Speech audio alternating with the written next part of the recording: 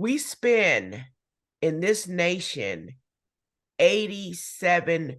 billion a year incarcerating, punishing, that exception rule, uh, taking people's labor, creating slaves in a prison market. Why were we treated so harshly? Why didn't a judge say you have a substance problem, not a criminal problem? Why didn't he say, here's this piece of paper, go to AA? I've seen children, like here in Los Angeles County, our DA will not give a minor life. We were passing out life to kids that don't even know the consequences of their choices yet. We're here for the introduction of In and Out. It's a movement to change the world. It represents all things and all of us at all times. It's about freeing ourselves of any prison. Welcome to In and Out Podcast, where I have amazing conversations with extraordinary people who have been freed from some form of prison. I'm Eric Geralt, and today I'm talking to Miss Susan Burton about her incredible journey of beating the longest odds and achieving great success. How you doing today, Miss Burton? Good to have you. It's good to be here. I'm doing well. Awesome. I want to give you an opportunity to introduce yourself, and then we'll just get right into our conversation. So my name is Susan Burton. I'm founder of a New Way of Life Reentry Project that supports women who are transitioning from prisons and jails. We're located in Los Angeles, California, but we have a truly successful model that we are expanding across the nation. And that's where I met you at our training in Los Angeles in early August. That's right. And I'm truly thankful that you took out the time, because I know that you were on a very, very busy schedule. At that time, you had your book. I believe the book was published in 2017. Is that correct? Yes. Okay, but I grabbed a copy of the book, and may I say it's an extraordinary read. And, I was moved by the fact that the foreword was from Michelle Alexander. And I was introduced to Michelle Alexander when I was actually in prison myself. As you know, I did 6.5 years in federal prison, and Miss Alexander was one of my heroes. And now you're one of my heroes also, because I understand that you're one of her heroes. And so Miss Alexander was one of the few people, at that time, she was one of the only people that had written a book on the mass incarceration, the prison industrial complex out of our Black and brown people here in the United States. The place in the world that has more prisoners than anywhere else. And she truly got it. She got the big picture. And you get the big picture in a way that I haven't seen anyone else do. So it's incredibly ironic that you and Miss Alexander know each other, and that she looked up to you and actually refers to you as the modern day Harriet Tubman, because you are truly running an underground railroad.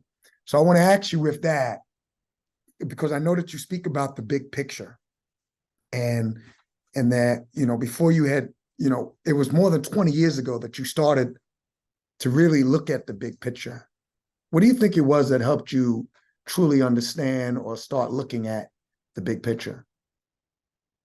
Well, for sure, it was Michelle Alexander's book, The New Jim Crow, Mass Incarceration in the Era of Colored Blindness. There has been many books written about incarceration and people incarcerated, but the way in which Michelle laid out the history and the laws and the players that created this huge continuation of enslavement of Black people, and then coloring them in this undercast of undesirable people, just like our skin color created that through slavery and post-slavery in the era of Jim Crow. So she really helped me to understand the big picture. And also what she helped me to do was to create, to go into a deeper level of forgiveness for myself and what had happened. It seemed like I had made choices, but, in reality, based on what I read through the book, those weren't choices. Those were options, option one, option two, option three, and none of those were good options. I didn't have the option to go to Yale or Harvard. That's right. I didn't have the option to not be pushed out of school because because I had grew and my hem didn't touch the chair, you That's know, right. so she really helped me to understand the bigger picture and the way in which our system, our justice system, our legal system, I'll say, because there's not a lot of justice in it for people, how our legal system was created, why it was created, and what it does. That's right. That's amazing. The way that you explain it. You and Michelle truly are extraordinary inspirations to me. And, to be honest with you, I very humbly would say that, I get the big picture, and I innately got the big picture for many years on the natural side of it. And when I was incarcerated, I was able to get a deeper understanding because I went through that system, and I went to trial, and I was able to see how everything from the arrest to the charging to the trial, the plea bargaining stage, the attorneys, the guilty, the finding of guilt, the jurors, and the sentencing was all rigged against us.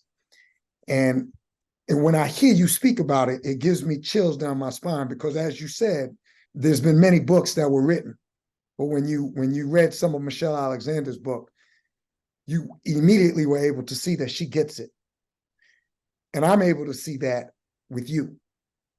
And I was able to see that with Michelle Alexander. So, I mean, the happenstance that, that I would run into you, and I was very intentional about coming downstairs in the hotel that day in the Marriott, at the airport Marriott in Los Angeles when I saw your organization. And I was very happy to meet you and speak to you. And then when I started reading the pages of your book, that same chill came down my spine because there's so many people that don't understand the complexities of just how deep this modern day slavery, this prison industrial complex is. And there were so many instances of that. And one of them I want to ask you about, because you mentioned in your book about the 13th Amendment. And there's so many people that just truly don't understand that, yes, the 13th Amendment did abolish slavery, except they a lot of times that portion of it, except when duly convicted in a court of law by a jury of your peers, is left out. So the determination that you have and the resiliency, of what you've been through, losing your child, at the hands of a police officer, I can't say enough about how that inspires me. And that's one of the reasons why I started this podcast, because I know there's so many stories out there, such as your own, that need to be shared as a form of inspiration for so many people out there. So, another thing I want to ask you about is, 100 women a year come through your program. The recidivism rate is so high, but only 4% of the women that come through your program end up reoffending or going back to prison. What are the powers that be? What is Congress or the legislatures? What do they say to that? you know, and how come this program isn't being, or what type of obstacles have you run into to expanding this program, or having the justice system adopt this program, so that if the real goal is to reduce the recidivism rate, can you expound on some of the challenges that you face? So first, let me say, I don't know that I want the system to adopt what I do, Okay. the work of a new way of life. I want the freedom to treat people, to treat women, the LGBT community, with the same type of seeing their humanity as I wish someone would have seen my humanity, seeing their potential and supporting that potential to rise to the top. Our system of injustice does not do that. It is a system of oppression, suppression, does not see people's dignity, and does not treat them with respect.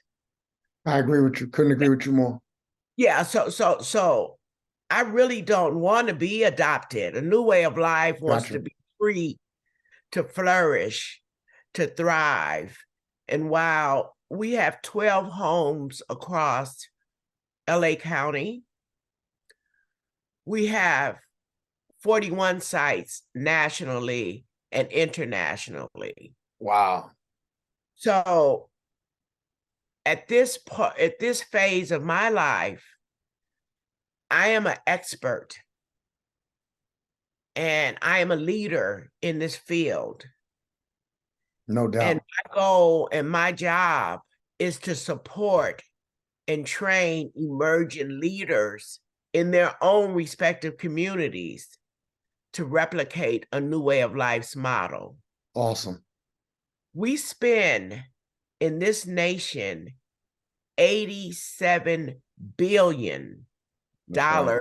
a year incarcerating, punishing, and that exception rule, taking people's labor, creating slaves in a prison market. I want to turn that around. And I don't know that I can turn it around with a system like that as, I guess, a partner. When I look at the whole picture of what it's going to take, I believe somewhere there has to be some type of collaboration. Okay. But I don't know right now how to do that and keep my amity and my program, the new way of life model, let's call it the model, the new way of life model, free of the requirements and restriction and oversight and overseer type of thing. Gotcha. As you read in my book, I had contracts with law enforcement, with government, and those contracts begin to mission creep on our model. Right. And I had to terminate them in order to be free, to treat people like they should be treated and get the results of success. Keep that 4% our 4% recidivism rate, our 94% success rate. Yeah, I couldn't agree with you more. Now, I don't remember specifically, has this program been expanded to also help out young men that are returning citizens? So a new way of life specifically focuses on women, Right. and the LGBT community. one of the things that I experienced and I saw and I continue to see is a lack of services and a lack of support for women, both inside and upon their return to the community. No question. Lots of resources, lots of attention are given to men and young people. Right. While women are the fastest growing segment of the criminal justice system, very little support is given, very little attention is given to women. That's Right. one of the reasons I wrote my book, Becoming Miss Burton, is to shine a light on who we were, who we are, and the potential that lies with us, our Right. capabilities. So my focus, my mission is with women. That's awesome. I know you lost your son, KK. KK, yes. Right. And he was 5 years old. Yes. Can you tell us about that story? I mean, I know, but for the listeners, I would like them to hear it from you. Yeah. So I went to pick KK up from school and came home. He was in kindergarten, picked him up, came home and was in the kitchen preparing food for dinner, and he was outside playing. He darted out into the street, and a LAPD detective ran him over. And I just went into this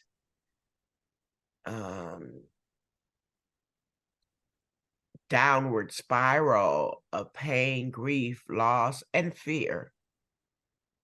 The anger, the rage, even though it was an accident, I didn't see it as an accident. I saw it as this powerful force killing my son, the officer never getting out of the car, the police department never ever saying, "I'm sorry." I saw them stalking and riding by our home after the accident.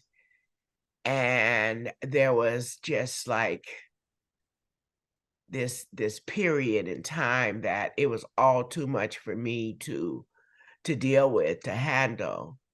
And prior to the accident, I had been through so much harm and so much violence, so much abuse. And I just could not weather anymore. And I began to drink. And I drank to drown the grief, the pain, the loss.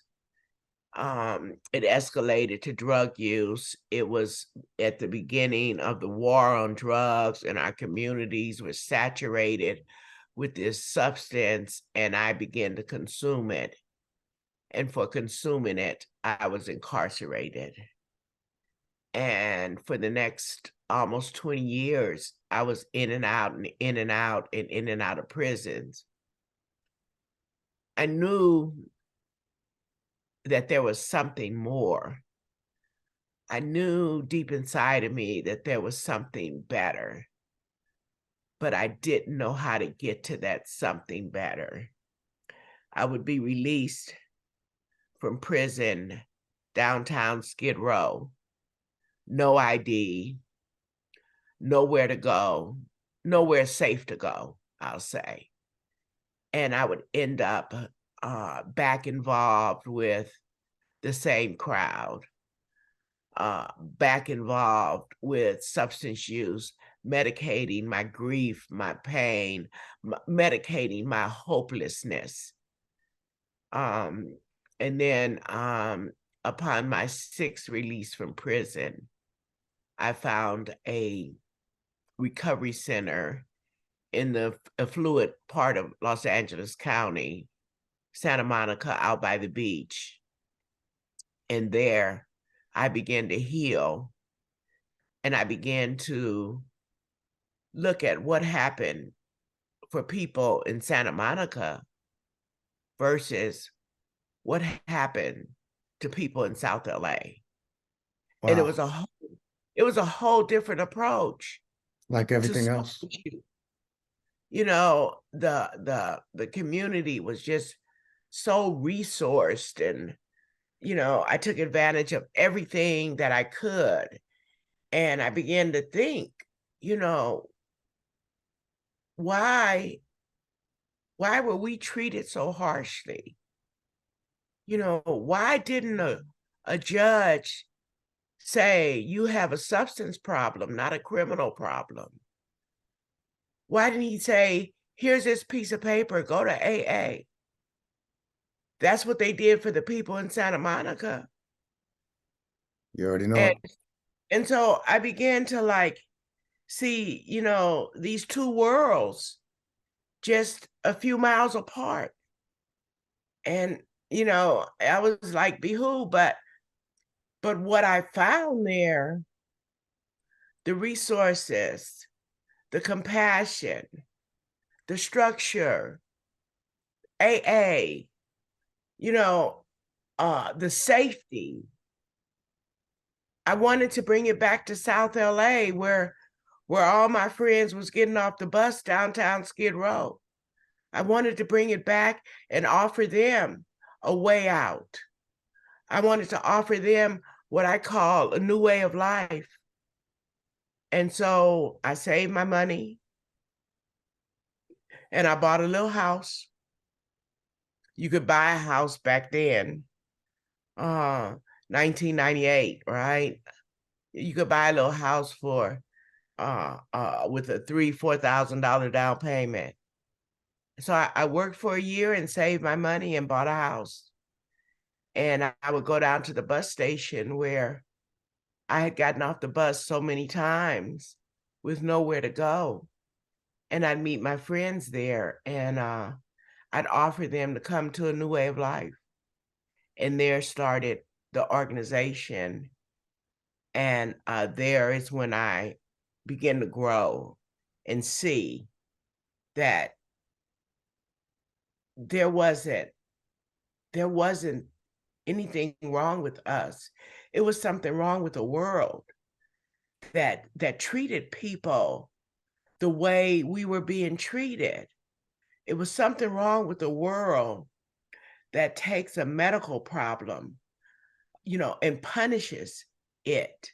It's something wrong with the world that takes a mental health problem and punishes it. No So doubt.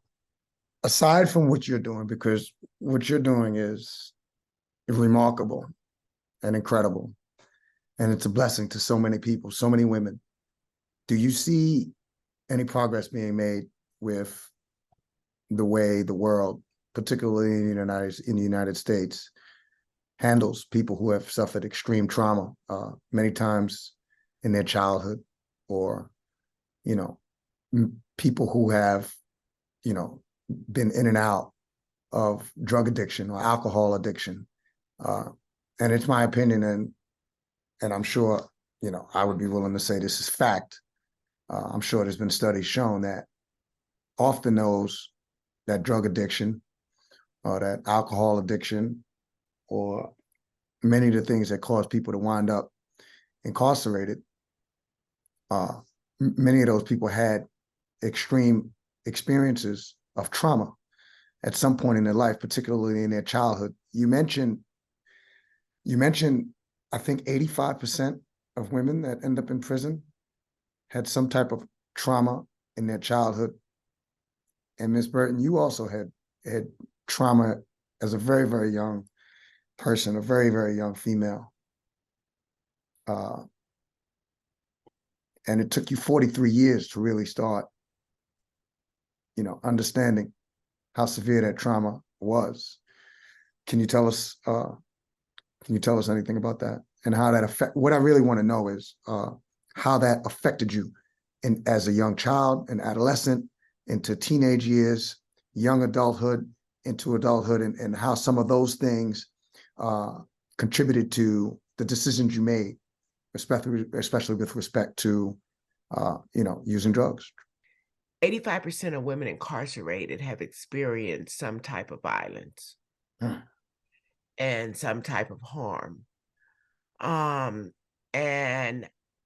the response, our society's response to the way in which people deal with that harm, I'll say the way in which women deal with that harm, is to criminalize it instead of, solving it, instead of creating victim services, trauma centers, and different approaches instead, to harm that people encounter. And that's not just women.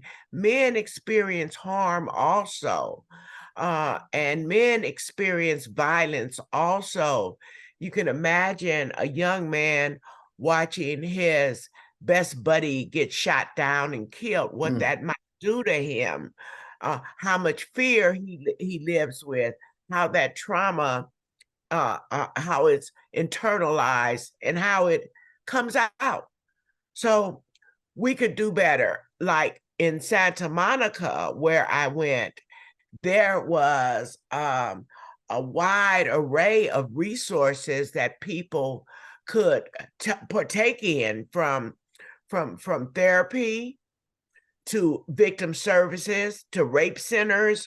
All of these things were at these people's fingertips. Right. Why in our community is the only response law enforcement? That is the first go-to for anything in our community. And law enforcement is parallel with vigilante bounty hunters or KKK to us. That's No how doubt. that's how they show up. So, is there a glimpse there? I'll say there is a glimpse of something different, and what I'm seeing as an awokeness of people beginning to understand, first of all, how do you put 85 billion into something and get the dismal results that we get through our criminal justice system? People are understanding that prisons just don't keep us safe, that the majority of people inside of those institutions are people who are victims of poverty, victims of substance misuse, victims of or have mental health conditions. So our approach has been very, very counterproductive, I'll say. No doubt. What if we took half of that and invested in communities, in jobs, in hospitals, in healthcare, in mental health care, in schools, in art, in parks, in things that make our community vibrant and improve the overall mental health, physical health, and conditions and opportunities for people in our communities. So I'm seeing some people become more looking and searching for something different. But what I'm not seeing is the courage of new thinking and new implementation from system leaders to act. That's what I'm not seeing. No doubt. So you would say, or should I ask, so are you seeing have you seen in the last, since you've started a new way of life, have you seen any progress on a structural way that matters, like that's going to make a significant difference in people's lives at the state level or the federal level? Well, I've seen all the resentencing being done by DAs that people have elected, voted in. I've seen the passage here in Los Angeles, or in California, I'll say, of Proposition 47, which declassified felonies to misdemeanors. I've seen the First Step Act that came out of the Trump administration. I've seen clemencies from the presidents. I've seen some movement. I've seen some changes. I've seen some smart ways that people are doing differently. From I've seen children, like here in Los Angeles County, our DA will not give a minor life. We were passing out life to kids that don't even know the consequences of their choices yet, No whose doubt. brain is not developed. So I've seen I've seen a lot different from when I started in 1998. So I'm hopeful for change. Okay. Yeah, I'm very hopeful too. But I just have to speak it plain also. Because a lot of what I'm seeing when you talk about the clemency, I know that they reduced the crack cocaine from 100 to 1 under the Obama administration. And then they had, some reduced sentencing under the Trump administration. But I'm encouraged, and I'll never get so discouraged that I will give up. But my question is this intelligent design? And the reason why I say that is because so many of these sentences are draconian style sentences where you give people a boatload of time, and after 15, 20 years, then you shorten the sentence. And it just seems like they're going through this all over again, because they did this in the 60s, the 70s, the 80s, and the 90s. So like, how much help are you really doing if you have the pendulum swinging back and forth, where you give people too much time in the first place, let them, take away half their lives, break up the family, take them out of the household, and then 20 years later, you give them a little bit of clemency, and then it makes it seem like you did something. That's the scary part for me. Yeah, I get it. I get it. And it's just not enough. It's just, outrageous. I just got a woman who was resentenced here in Los Angeles. This woman got 40 years to life Ooh, for burglarizing an abandoned house. Mm. So under the 3 strikes law. So she went back and got resentenced. But this was a woman who had a substance use problem, who was just like me, right. in and out, just by grace, by mercy, I didn't get laid down like that. And my penance is to pay it forward and to Thank help as goodness for many you. as I can. But I mean, really, this is what happened for her? 40 years to life because of prior convictions and the 3 strikes law. Yeah, it's crazy. Outrage. What a waste of human potential, There you and go. what a waste of financial resources. There you Even if go. you don't get the compassion piece, why are we spending money like that? It's a waste. It's a waste. We could be doing so much more with it. So much more. Yeah. Frankly, I'm tired of the nonsense. And that's what it is to me. It's nonsense. Like, who's making these laws? Are these KKK people in different outfits or different uniforms or whatever you want to call it? I don't know. I have to ask the question, though, because with all of the research, with all of the money being wasted, with all of the evidence, we know that what we've been doing for decades is not working. And, it's like, why do we keep banging our head into a cement wall and expecting a different result? And I just want to say that our nation has a culture. It was born out of a culture of violence and punishment. right. And that culture continues to thrive today. And until we can find forgiveness and compassion Right. through our hearts and minds. And that's not some of us, that's all of us. No I doubt. don't know if we'll be able to access the courage to really make the change and progress. And that's courage to end racism, courage to end That's right. capitalism, courage to look at restoration instead of punishment, rehabilitation instead of punishment, and so forth. So, yeah. That's right. That's right.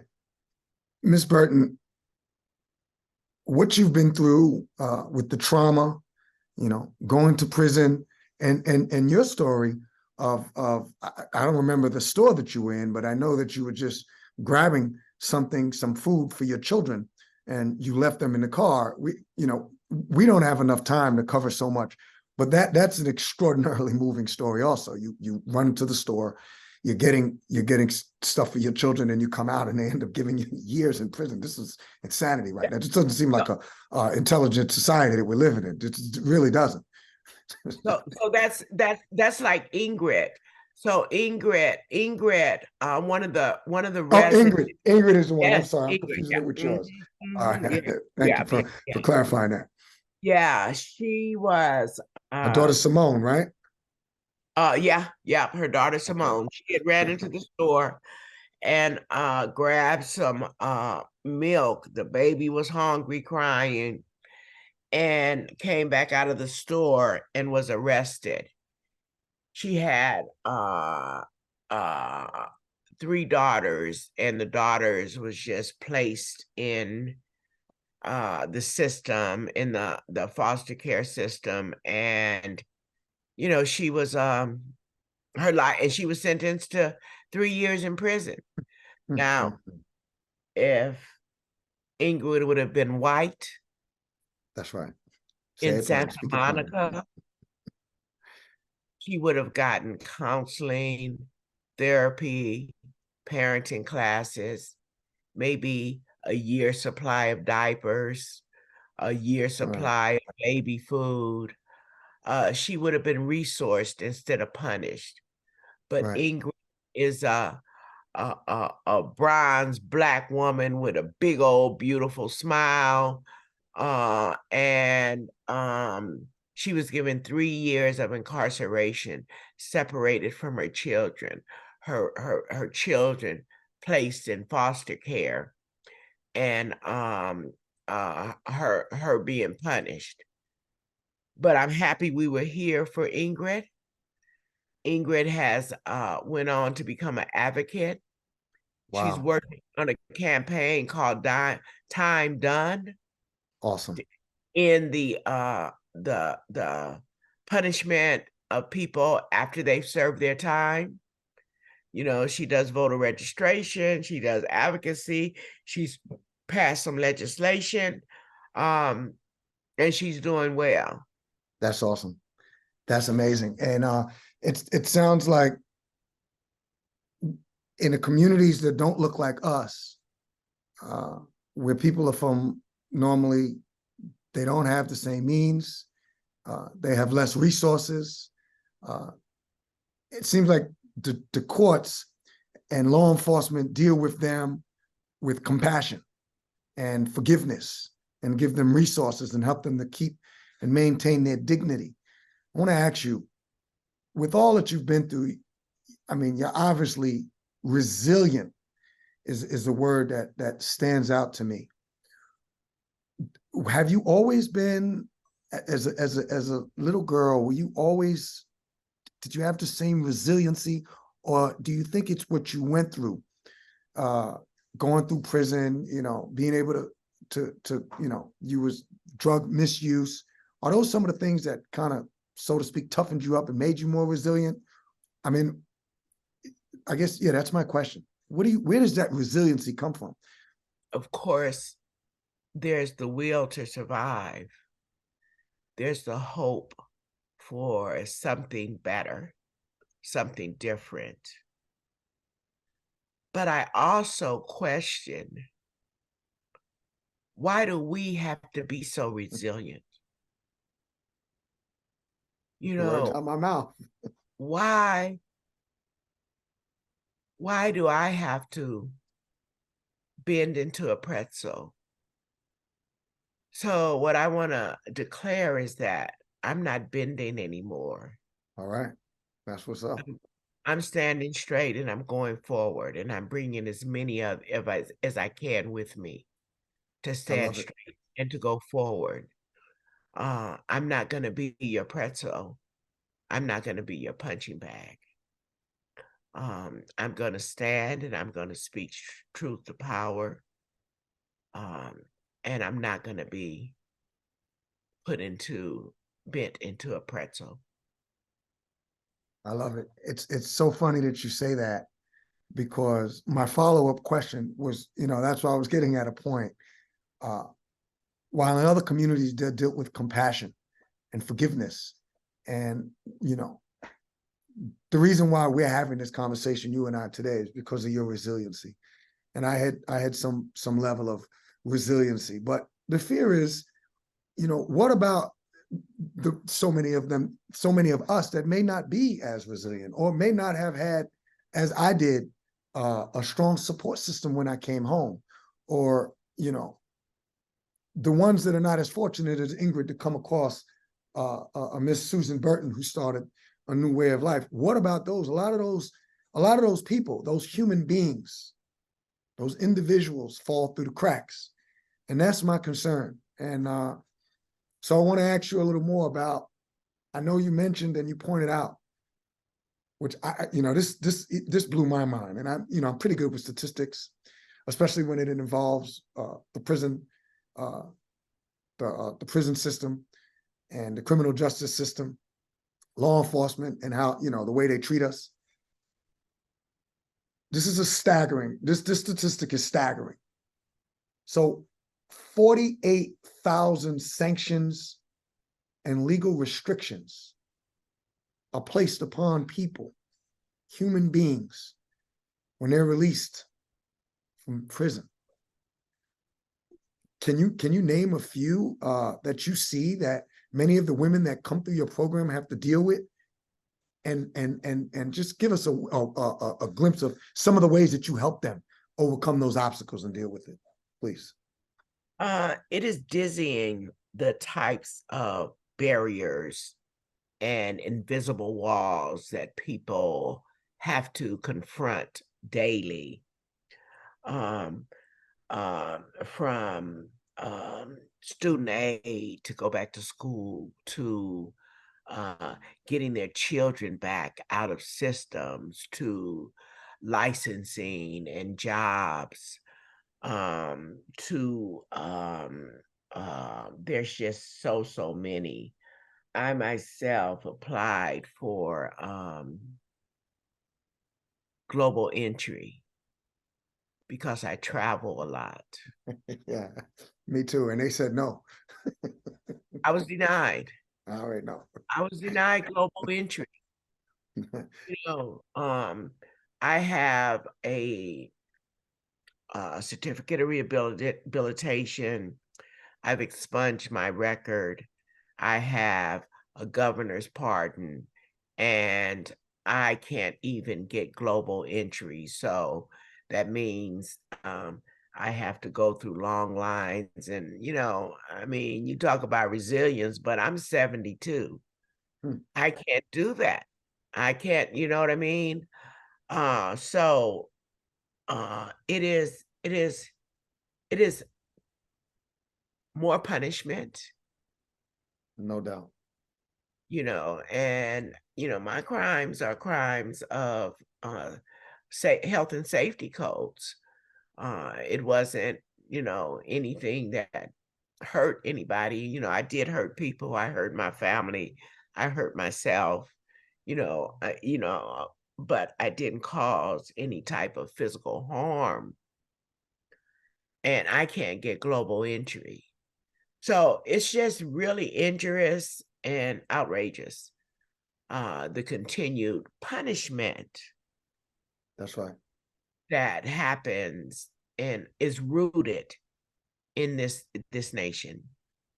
It's rooted in this nation. And once again, there goes one of those things. I mean, I guess there's millions of us that have to experience this type of stuff. So every time you say something that I've experienced, and and I smile and I laugh, not because it's funny, it's because it's sad, as you say, and it is rooted in punishment, and it's nonsensical, and it doesn't make any sense. So when you said global entry, because I travel a lot also, and global entry, TSA pre-check, so many of these things that Yes, just don't make yes. any And the thing sense. of what makes it so ridiculous, prior to me applying for global entry, I would periodically get TSA pre-check. After I had applied for global entry, I've never gotten TSA pre-check since. And I'm like, you know what? I don't know. I don't know. I don't either. And but everything that you say is on point all the way. Like I just haven't seen it before. And we don't have too much time left. But there are a couple of things. Hopefully you can promise me that, number one, we'll be able to do another interview, another conversation one day, just because there's too much to talk about in such a short, condensed amount of time. And Yes, so I'd love for you to let me know when this is broadcast. 100%. You can send it out on our socials. Yes, we can do another, or maybe we can have some of the women in the There you home, go. as they come home and experience a new way of life. They could talk to people about, what they're experiencing and be really fresh with it. I would love that, because my next question, as you know, I always have a follow-up. I'm thinking I would love to meet Ingrid, because I know there's more Ingrids out there. I know there's more Miss Burtons out there, and anyone that you feel comfortable referring me to, and maybe they'd agree to just sit down and have a conversation with me, because it's my firm belief, as the reason why I do this, is to have as many incredible, amazing people such as yourself share their stories of overcoming such incredible pain, adversity, and hardship, and sharing their journey with us, because it exposes the people, the nonsense, the foolishness. It exposes the laws of this country, and it serves as an inspiration for so many others to uplift them and to let them know, just because you may be down, just because you may feel that there won't be a brighter day. When people hear your story and Ingrid's story and so many other stories out there, those stories are going to uplift people, and they're going to just make people rejoice and give them the confidence that they need to really be able to pull through and know that it's only temporary. There's always going to be a brighter day. And I truly appreciate you. And so, you have my word, and I will promise you that I will absolutely be willing to share some of the stories, or maybe have an episode where, when they're coming home, just so we can just shine a light on the goodness that you're doing. What's your email? The email is, for everybody listening, I want them to be able to catch it. So it's innandoutww@gmail.com. So that's INNOUTWW@gmail.com. And it's innandoutww on all platforms, all social media platforms. When we finally launch, we're going to be on Spotify, Apple, YouTube, X, what you name it, IG, and TikTok. Every one of the social media platforms, we're at INNOUTWW on all social media platforms. I want to thank everyone for tuning in. We're about to be out. It's absolutely been amazing having this conversation with you, Ms. Burton. You are truly a gem to us. Thank you so much. Thank you so much. And it's been great talking with you. I wish you just great success, and look forward to more. I just emailed you. Okay. Time done broadcast that's going to be 9/28. Okay. All And right. Ingrid is leading that, so you can watch her in action and you can contact her. So I just sent it. You got it? I got it. Okay. I got it.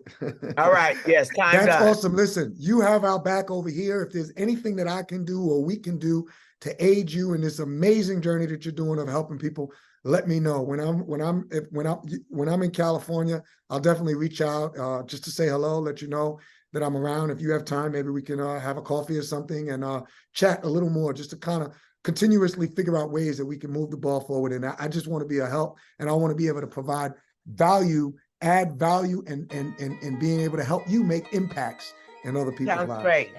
All right. Talk to you Thank later. you so much.